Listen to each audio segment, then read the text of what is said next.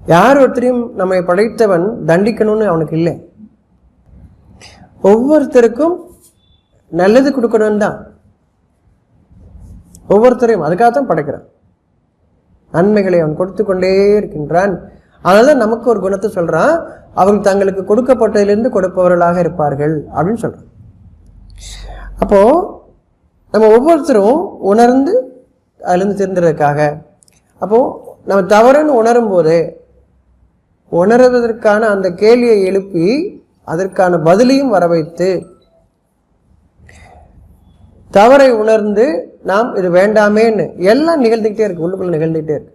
எல்லாம் அவனே செய்யறோம். நம்ம என்ன செய்யறோம் தெரியுமா?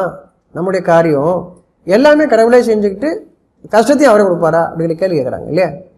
இல்லை, தெளிவுதான் எல்லாத்தையும் படுத்துறான், எல்லா விஷயத்தையும் அவன் படுத்துறான். நான் அதை தெளிவுபடுத்தினதுக்கு அப்புறம் நான் இதை செய்ய மாட்டேன்னு சொன்னீங்களா, அது மட்டும் தான் நீங்க சரி. அந்த உரிமை நமக்கு கொடுக்கப்பட்டிருக்கு. சகலமும் அவன் செய்கின்றான் உங்களை நேர்வழிப்படுத்துவதற்காக, உங்களை தூய்மைப்படுத்துவதற்காக. எந்த அமைப்பத்தில் படைத்தானோ அதில் உங்களை வாழச் செய்வதற்காக சகலத்தையும் அவன் தான் செய்கின்றான். நம்ம செய்யறது ஒரே ஒண்ணுதான், தெளிவானதுக்கு அப்புறமும் நாம் இதை செய்ய மாட்டேன்னு சொல்றோம்.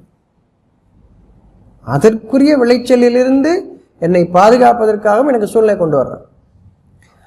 அப்ப நான் மன்னிப்பு தேடும் போது, தவறுன்னு உணரும் போது அதுக்கான சூழ்நிலை அவன் தான் உருவாக்குறான், கேள்வி உருவாக்குறான், பதிலும் தர்றான். அப்படி செய்யாட்டி என்ன கஷ்டங்களும் உள்ளத்துல அறிவிக்கவும் செய்யறான். விளங்கி இது வேண்டான்னு கேட்குறீங்க, மனசு அமைதி அடையுது. எந்த அளவுக்கு அதை உணர்றீங்களோ அந்த அளவுக்கு உங்களுடைய சில நேரங்கள் உங்களுடைய கண்களில் கண்ணீரும், உண்மையை அவர்கள் அறியும் பொழுது அவருடைய கண்களில் கண்ணீர் வடிவதை நீர் காண்பீர்னு சொல்ற. இந்த கண்ணீர் எப்படிப்பட்டதாக இருக்கும்னா உங்க மனசுக்கு அமைதியை தரும். கஷ்டமெல்லாம் நீங்க மாதிரி உணர்வீங்க. இப்போ அதை நம்பிக்கை கொள்ளுங்க, சந்தேகப்படாது. இப்பயே உங்களை குழப்புவாங்க சில பேர், நீ அப்படிலாம் மன்னிப்பு கேட்டலாம், இதுக்கெல்லாம் மன்னிப்பே கிடையாது அப்படின்லாம் குழப்பம்.